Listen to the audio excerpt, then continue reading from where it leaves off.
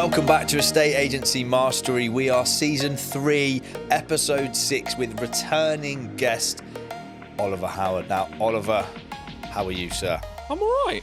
Good. Tired, but I'm all right. Tired. The new boy, 8 months now, right? Your daughter? Yeah.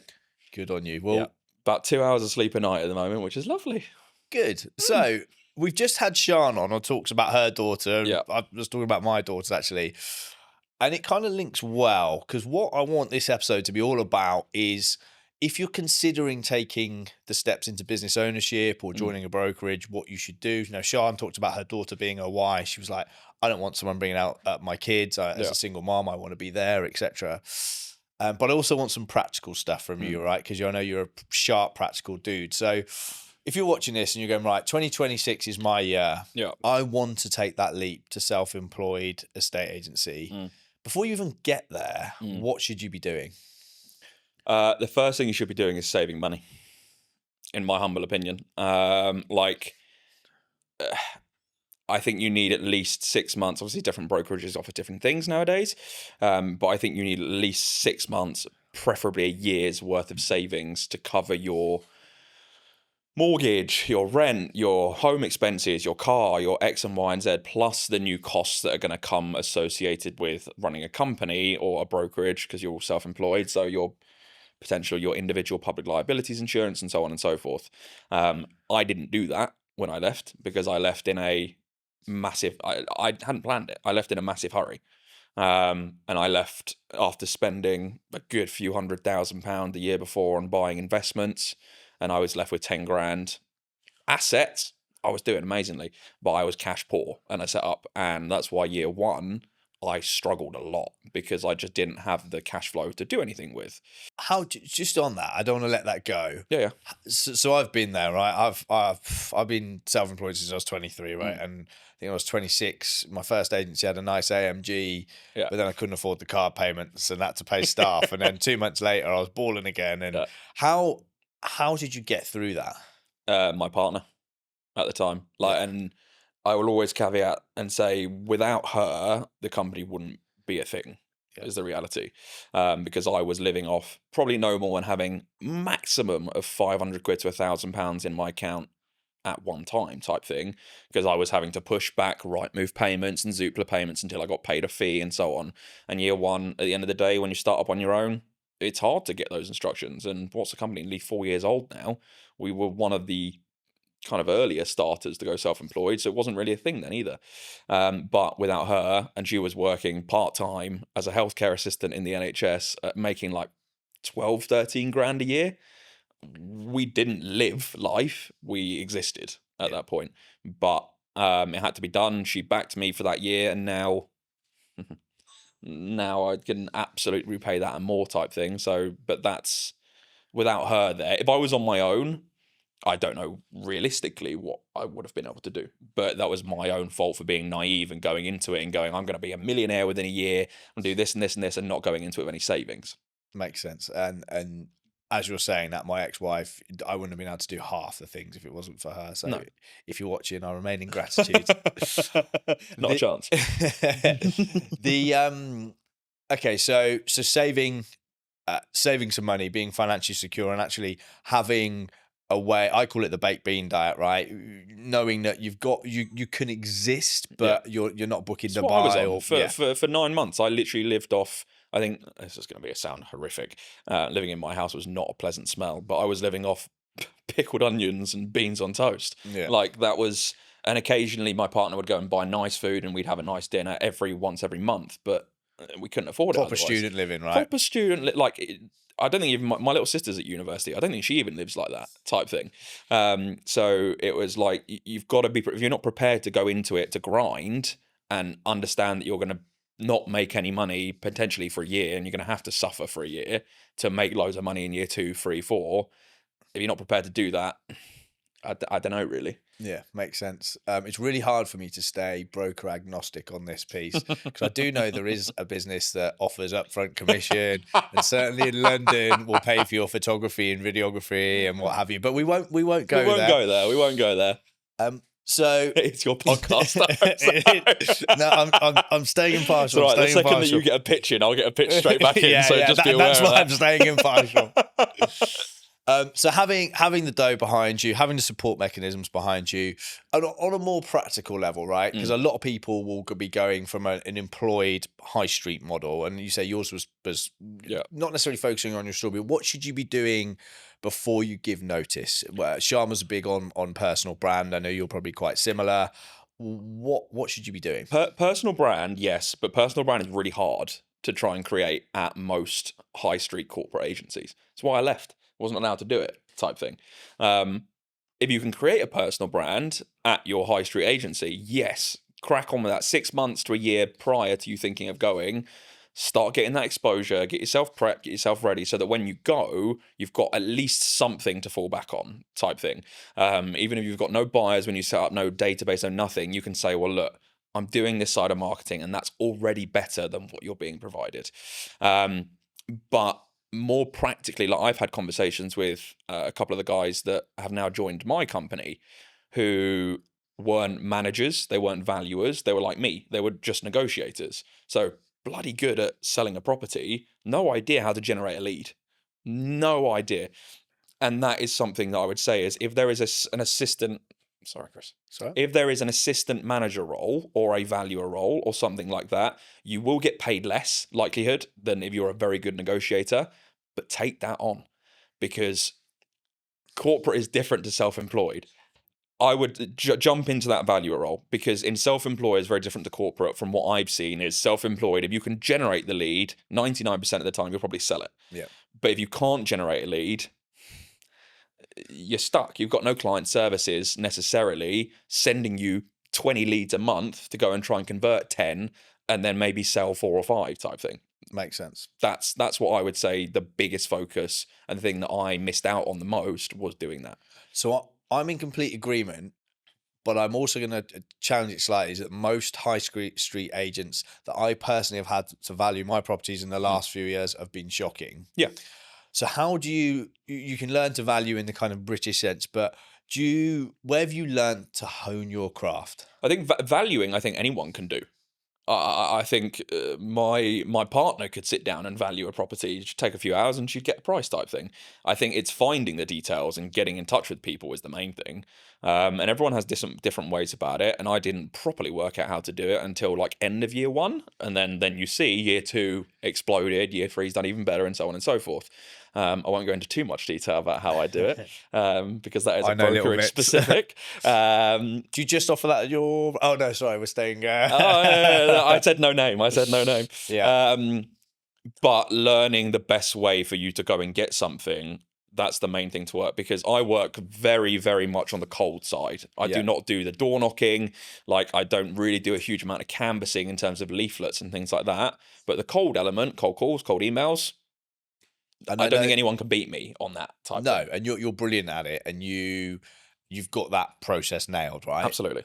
So unless someone specifically comes to join OHRE, again, we're doing really well here. We're doing really well. Hey, you said it first. I didn't say it because you're not available outside. Are you available outside London? Who knows? We are in about 3 months' time. Oh, okay, fine. Or if they're going to do it themselves or whatever, right?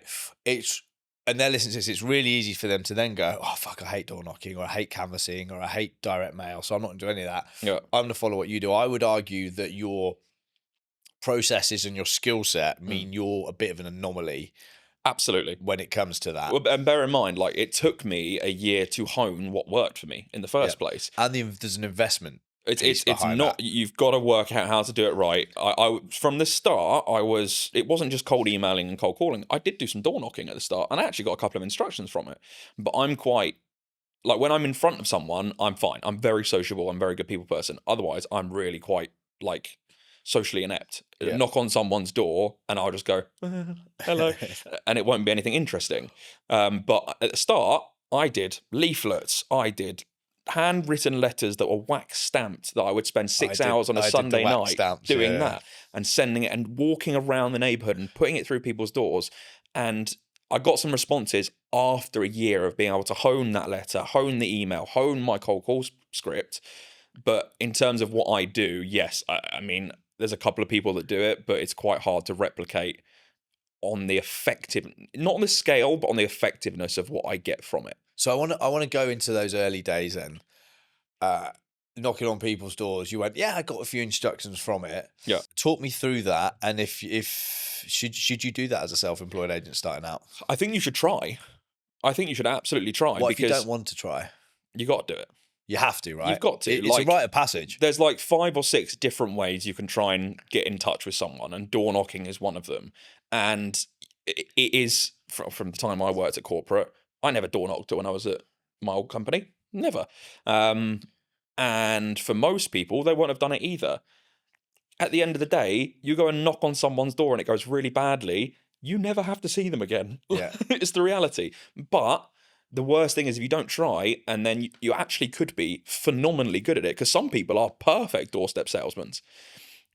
Like, you're missing out on that opportunity. And if no corporate agents are doing it in the area and you're doing it and you're actually very good at it, it's worth trying. But you have to try that whole loop of different ideas to then be able to go, actually, do you know what? I'm really good at that. I'm really bad at that. Yeah. And without doing it, you don't know. So you could be missing a massive trick. I think there's 2 things here. The first one is, I speak to agents, I don't want to do it, and then they go out and do it and go, oh, it's actually really easy, and I've won loads of instructions from it. Exactly, because it's so unusual. Yeah. In the States, you can't go a day without it. And here's the beautiful thing, right? So my old business partner, Peter Chabris, used to talk about this a lot. He'd be like, in the States, you lose your license if you knock on a door that's listed, right? So there's no, is it over 10 weeks? Is it over 12 weeks? Let's go and knock on the door and go, hi. Like, he's like, so we have to farm and sphere door knock. So we have to do 100 a day. Yeah. And I remember once pulling him in, and when I was in a previous business to speak to our top performers, and he was so angry by their lack of output. He was supposed to come and congratulate them. He said, listen, if I was in London, this was in November, it was like, I would have 7 instructions. He worked it out very quickly in his head before the end of the year. I'm no better agent than you. The difference is I'd have no shoe leather left. Yeah. The second thing is, agents don't necessarily know what to say because they're never taught. And I'm not a believer in whatever this frozen pea method is. I know some people get on with it.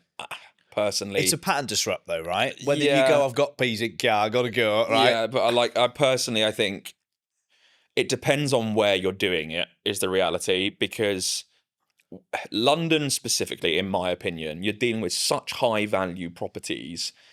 You want to be the main priority of what you're talking about, not the owners hearing that you're panicking about the peas are freezing in the back, defrosting in the back of the car. I'd be pissed off if I heard that as well. If you're pitching to me and you want my business, don't disappear because you got some peas. And it's not even pitching for the business. I understand the point is to go around it and go, what are you looking to buy? Can I help you with that? But the reality is, there's not enough people door knocking in the first place, so you don't have to be anti-direct. You can just go straight to the point and say, look, I followed you on the market for X amount of time. I'm coming to door knock you because I couldn't find your details. Is there any chance we could have a chat? If not, here's my business card. I love a script. This is a perfect time for me to plug www.chrisbuckler.co.uk/door knocking, and you get 5 free pattern disrupting scripts. I've not even shared them with Ollie yet. That is genuine. Door knocking, all one word. But yeah, scripts, dialogue, pattern disruption, all of that is key. So you've got to go out. You've got to. But with scripts as well, you've got to have them nailed to a T. Like you might create the best scripts for door knocking there is, but if you've read it once and you're trying to memorize it, and then you go there and it's not going to work. So you need to have it down to a T, dialed, so it sounds like you're not reading from a script. So. And this is the most beautiful thing, because people don't, when I call them scripts, I get hounded online, which I find crazy, because we are salespeople, they are scripts. All salespeople use scripts. But for me, you can't practice on the public. You have to practice with someone else in your brokerage, your friend, your spouse, your other half, whatever. Or film yourself doing it. Right. If you cringe at yourself, take away cringing at yourself, the fact that you're filming yourself creating a script. But if you can't find yourself believable while you're filming yourself, the person behind the door of a £2 million home, they're going to call you out on it straight away. Yeah. And you've lost them. 100%. I mean, one of the ones I came up with a French agent of ours, we were over in a place called Kings Hill, which is over in Kent. Yeah. We're like, how do we pattern disrupt specifically for that market? And you talked about for the market. So we'd knock on the door and go, listen, if I told you as an estate agent, would you slam the door in my face? And that was the response we'd get, right? Yeah. And people would laugh and go on then. Yeah. And then you go straight in, listen, your home's beautiful. I'm a local neighbour, la la. Whereas if you just knock on the door and go, hi, like you say, I can't stop, but what are you? Yeah. It just makes people laugh. And if you get people on side, people are actually nice and they want to sell, right? That sign up is saying, I cannot sell my property. Yeah. But at the end of the day, it's such a cliche, but we are in a people industry. We're not in it is sales, but we're in a people industry. Yeah. Part of the reason why I think I've done so well is that despite saying I'm socially awkward, I'm bloody good with people. Like I can read people really easily. I can get onto their level. My thing is if I can't make someone laugh, I'm never going to do business with them. Very rarely happens. That's brilliant. And when it doesn't happen, we don't ever do business together. Yeah. It just doesn't work. There's no bond there. But pretty much every viewing, every valuation, every phone call, I make sure that we get something I did a psychology degree. You make sure you get something that's going through their head that goes, actually, that was quite a fun conversation. That wasn't a normal conversation with an estate agent. Yeah. And that then reloops type thing. But yeah, I get you. I feel you. Like the thing with scripts and so on and so forth, if you can't be personal with it still at the end of the day or disrupt the conversation or make the seller want to talk to you, you might as well have the piece of the Word document in front of you and read it to them. Yeah. Which that would be a great pattern disruptor. Hi, I'm Chris, your local real estate agent. Like a really crap awards speech. I'm not very good at door knocking, so I wanted to, you might get a bit of pity. You never know. Okay. Yeah, I'm on the same side. I hate it. It's not something that I will. It's not something I'll do. Well, I often talk about, and we talk about in training, is I want you to door knock so much in your first 3 months you never have to do it again. Yeah. Because then the systems and models and referrals and everything, how you deal with that client meant that you're always going to get referred and they're going to want to use you. But it is that rite of passage. Okay. Yeah. So what else? You're thinking of going self-employed or you've just gone self-employed. And this could be time blocking, it could be daily habits, it could be mindset, fit, whatever. What's something that if you could go back and tell yourself at the start of your journey, you wish you could say to yourself right now? I could work a lot smarter than harder. Elaborate on that. With time blocking, I don't time block in the sense where I set 9 till 10 to do calls and things like that. But I have specific slots in my day where I'll sit down and go, right, this for an hour, put the news on or put the headphones in and just smash it type thing.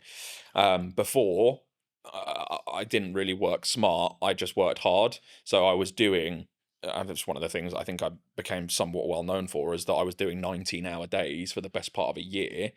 And I was getting results, but for the 19 hours a day for a year, they were not the results I should have been getting. Can I ask you then, would you have outsourced your videography editing earlier? No. Is that because it's your... I wouldn't. I don't do it now. Do you not know? No. It's the... Should you? Yeah. 100%. But this is why, like with my bigger videos now, I used to take 48 hours at a time, almost in a row, to edit my bigger house videos. Now I get Miguel, who is my videographer, to come through, do the shoot, do the edit, done. I don't have to touch it type thing. I've just got to be there for the intro of the video. But my other videos, I've now worked the edit time down to it takes me about an hour and a half. Okay. Whereas before, when I was learning, it took me like 12 hours. But that is the control freak inside of me that says, no, this is how I edit it. And it's not super complicated. Someone else could do it. But for me, it's like, okay, well, I know what I'm going to say in my head to this video. I know the time length it needs to be and so on. Someone else is going to do it wrong. Yeah. And they probably won't. But like, for me, that's what I was known for at the start. And if I start outsourcing that kind of thing, it takes away the exciting element of what I do, which I'm not overly excited by anymore. There's things I want to do that are a bit more exciting, because now 2.5 years of doing the same kind of videos, for me, they do amazingly well still. They're algorithm beaters, but it's just not interesting for me anymore to edit in the same way. Makes sense. I should, absolutely I should, but I outsource pretty much everything else now. Okay. Last two from me. I say that I'm an estate agent, so I might ask you more. One of the things I think you do is every single day lead generate in some form. The biggest mistake I see one of the biggest mistakes I see self-employed agents make is They get 5 listings and they go, Chris, I'm too busy to go and lead generate. Yeah. They sell 3 of them, 2 fall over, only actually 2 go on to complete. They get a bit unlucky and they haven't done anything to grow their business on a daily basis. And I talk a lot about, I met a guy at Keller Williams, really good friend of mine now, actually. He was the top 5 out of 200,000 agents around the world for production. Yeah. And I said to him, do you still lead generate between 9 and 12 every day? And he said, why wouldn't you? Yeah. And he was like, it's what got me here. And I was like, yeah, but you've just, done 5 million quid or whatever this year. And he was like, yeah. I think that the reality is, like, especially when you first start in self-employed, getting your first few instructions and then getting paid for the first time. I give so with my brokers, one of them has just done the exact same thing you've described. The opposite of what you've described, which is he did really well to start with, generated loads of leads, and then just didn't get an instruction for 3 months because, in fairness, all of his properties went under offer. But he was so consumed by the idea that, I was going to say shit. I said it anyway. Shit.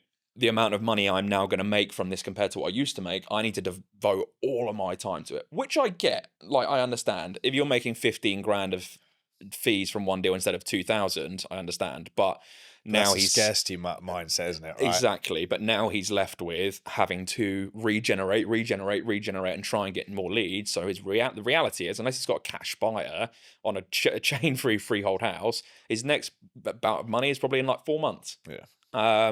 But what I do is I don't do between 9 and 12. My cold outreach for emails mostly is between 8 p.m. and 10 p.m. in the evening. Multiple reasons behind this, and I've shared this before, so I can share it again. One, if you can be the agent that's sending a cold email to a seller at 8 p.m. or 10 p.m. in the evening, they're immediately going to go, okay, that's some dedication. Yeah. That's a bit different. So that immediately makes you stand out.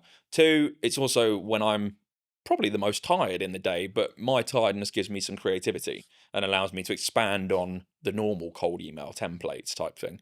But absolutely, like I get upset with myself if I have less than 23, 24 properties on the market live at any one time. I understand for most people self-employed, you're not going to want to have 23, 24 properties on the market. But if you're not lead generating, I said that money in self-employed agency, in my opinion, is the main reason you get into it. Yes, there's freedom, but you get into it because you get paid essentially 70 to 80% more money than you did before. If you're not going to go and generate that money for yourself, you're going to have months and months of gaps between payments. Instead of going, do you know what? Actually, I've had 1 completion this month, 1 next month, 2 the month after, and so on. Instead, you're going to have 3 in 1 month, and then 6 months later, you're going to have another 3, which they're going to be the same amount of money, but you're going to panic more in that 3 months because you're going, shit, I haven't been paid. What's going on? So lead generation has to be done if you want to actually be good at what you're doing and generate money. Is it non-negotiable? 100%.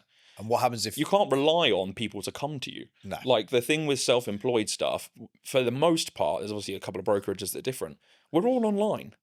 There's very rarely an office, maybe like a hub, but there's very rarely an office. People aren't just going to notice you walking down the high street unless you've got 10 boards down there. They're not just going to notice you. You have to go about cold outreach so that you can actually get business or go after people. My naivety when I left my old company was I've sold X amount of business. I was probably one of the top 3 normal residential priced estate agents in the country. I thought everyone's going to come back to me. It's going to be great. No one. I had maybe two multi-landlords that came back to me who were selling. That was it. Yeah. So being online and being a bit more hidden, even if you've got a social profile, there's still not the old school high street office. If you're not lead generating, you are killing your own business. Nice. All right, that ties me... There's the clip for you. No, listen, that's the one. Well, that ties me into my last question. Yeah. Let's say agents don't have your skill set. They're just coming in to go self-employed and they have to do... There's one prospecting thing that they need to do religiously on a daily basis, and that could be, say, the direct mail, the door knock, whatever. What is that? If there was one thing, and if you're confident enough, it's cold calls. I don't like cold calls because I don't feel like I'm confident enough on the phone, and I've worked that out myself. And is that to people just on your phone to let them know what you're doing? On your phone. So I could have got myself in trouble with that. I don't know if I can say that. Say it and we'll cut I it. have a photographic memory for properties that I've sold. So I remember every property I've sold over the last 9.5 years. It's quite easy for me to find their details. I won't go into how, but it's not the way that you know. And I went through all of them. Literally 2 days ago, I went through my whole contact book of about 400 sellers. I think 370 of them didn't reply. 25 of them weren't interested, and then 5 of them I've booked valuations for.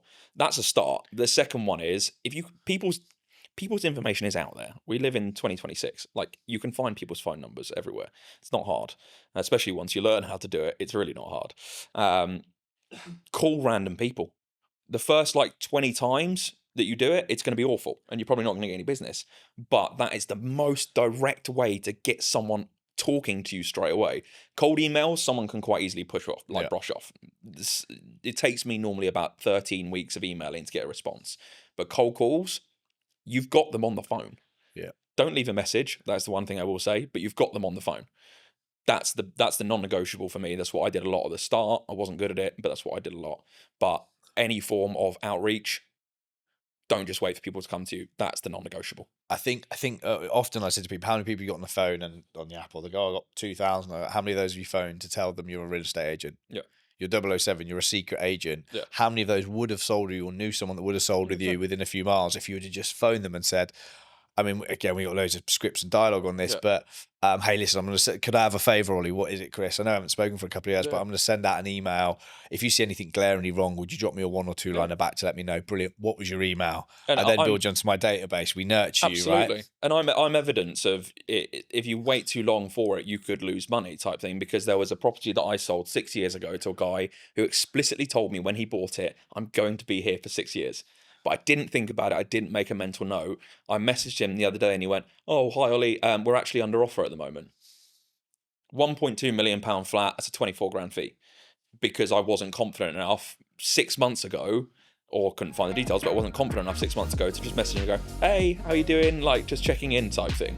So throw your inhibitions out the window. The worst thing someone's going to do is say no, or they're going to ignore you, or you're going to get a conversation going. Nice. It's that simple. Thank you so much. Pleasure.